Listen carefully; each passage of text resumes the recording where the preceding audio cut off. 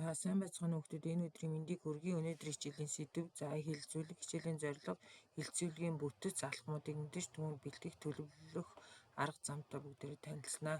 За эхлээд та үгийн тайлбараас харъя. За хилцүүл гэдэг нь хилцүүлэх үеийн нэр байдаг. За хилцэх гэдэг нь харилцан ярилцах, зөвшөлдөхийг хэлдэг байна. За хилцүүлгийн бүтэц байна. За нэгдүгээр сэдвээ сонгоно, хоёрдугаар баримт мэдээлэлээ цуглуулна. За гуравт хилцүүлэгт оролцоно, дөрөвдүгээрт үр дүнг нэгтгэж шийдвэрлэдэг байна. За хилцүүлэгт бэлтгэх оролцох арга барилыг бүгдээрээ мэдж авъя. За ажиглалт хийх нь хилцүүлэгт оролцож байгаа хүмүүсийн оролцоо, асуулт, санал нийлэхгүй эсвэл асуудлыг яаж дэмжиж байгааг, санал нийлэхгүй байгаагаа яаж эргээр илэрхийлж буйг, биеийн хэлэмжээр яг илэрхийлж байгааг бүгдээрээ ажиглаарай. За идэвхтэй сонсох гэдэг нь бусдын ярьж буй зүйлд анхаарлаа сайтар төвлөрүүлэх, хэлэлцэж буй асуудлын гол санааг ойлгох, ярьж буй хүмүүсийн хилцүүлгийн сэдэв гол санаанд төвлөрч ярьж байгаа эсхийг хянах, бусдын үзэл бодлыг эргээр хүлээн авах, хариулт өгөхөөр чухал зүйлг бол тэмдэглэж авах нэ. За бүгдээрээ хилцүүлэгт бэлтгэх оролцох арга барилыг мэдчихэе. За нэгдүгээрт нь бэлтгэх, хилцүүлэгт орохын өмнө тухайн сэдвийн хүрээнд бол судалгаа хийх хэрэгтэй. Мөн тухайн сэдвийн талаар оролцогчдоос ямар эсрэг байр суурь бүхий асуулт ирэхийг тооцоолох хэрэгтэй. За тухайн сэдвийн хүрээнд өөрөө хизээн оролцож асуулт юу гэж хариулж хувь нэмрээ оруулахаа бүгдээрээ бодох хэрэгтэй. За зөвхөн сэдвийн хүрээнд үзэл бодлоо илэрхийлнэ гэдгийг хатуу чиг болох хэрэгтэй. Ойлгомжгүй зүйл гарвал тодруулга авахд бэлэн байх хэрэгтэй. За ярихдаа өөртөө итгэлтэй байхын тулд хилцүүлэгт оролцохоос өмнө сэтгэлээ авал тайван байх хэрэгтэй гэдэг байна.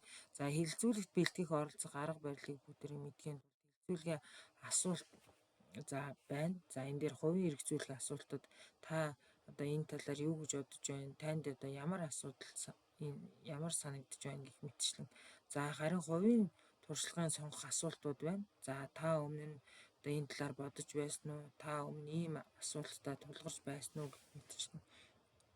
За мөн оновчтой дүгнэлт хийх асуулт байна. За та одоо энэ зүйлээс ямар дүгнэлт хийж байна? Эдгээр ярианаас хамгийн чухал нь аль нь гэж бодож байна гэх мэтчлэн. За үйл явцыг танилцуулах асуулт байна. Та яаж хийх вэ?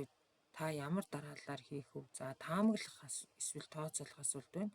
За хэрэг та гэж юу гэж хийх байсан бол хэрэг та ийм асуудал тулгарвал одоо юу гэж тохиолдох болзошгүй вэ гэх мэтчлэн хамгийн даваа болон сул тал нь юу вэ гэдэг юм те. За хариулт хамгаалах үндэслэл нотлохыг тодруулах асуулт нь бол яагаад тийм үгүй гэсэн асуултууд байна. За хилцүүлэгт оролцохдоо нэгдүгээрт сэдвийн хүрээнд тодорхой зэгцтэй, ойлгомжтой, өөртөө итгэлтэй ярьж сурах хэрэгтэй. За хоёрдугаарт нь санал нийлэхгүй үед шоолох, буруу гэх мэт буруу үйлдэл бол гаргахгүй байх хэрэгтэй. За гуравдугаарт нь биеийн одоо хилэмжээ эрэг одоо байлгах хэрэгтэй. Дөрөвдүгээрт нь хилцүүлэгт өөрийгөө дөвийлгэн гайлгуулахгүй байх хэрэгтэй. За тавд нь бусад оролцогчдод хилцүүлэгт хувь нэмрээ оруулах боломжийг бол олгоно. За 6-д нь бусдын яриг дуустал сонсох, ярианы цагаа бол баримтлах хэрэгтэй байна. За хилцүүлэгт одоо хилцүүлгийг удирдахдаа өөрийгөө танилцуулна, хилцүүлгийн зорилгыг тайлбарлана, хилцүүлгийг идэвхжүүлэхийн тулд асуулт асууна, бүх оролцогчдыг хамруулна, ярих цагийг бүгд ижил байлгахаар тохируулна. За сэдвийн хүрээнд ярьж байгаа эсхийг хянах анхаарах хэрэгтэй.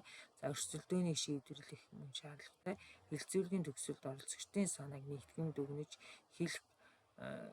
хэлэх, за гаргасан шийдвэрийг тодорхой танилцуулах, оролцогчдод одоо талархлаа илэрхийлэх гэдэг байна. За хилцүүлгийг төлөвлөхдөө нэгдүгээрт нь шийдвэрлэх шаардлагатай тулгымцсан асуудал, за хоёрдугаарт нь бол сэдв сонгох, за сэдв сонгох баримт мэдээлэл цуглуулах, хилцүүлэгт оролцох, үр дүн хэлцэх шийдвэрлэх юм. За гуравдугаарт нь харилцан бие биеийг хүндэтгэн сонсдог, ээлдэг харилцааг бол баримтлан. За дөрөвдүгээрт нь баталж нотлож үгүйсгэж их сурвалж байна.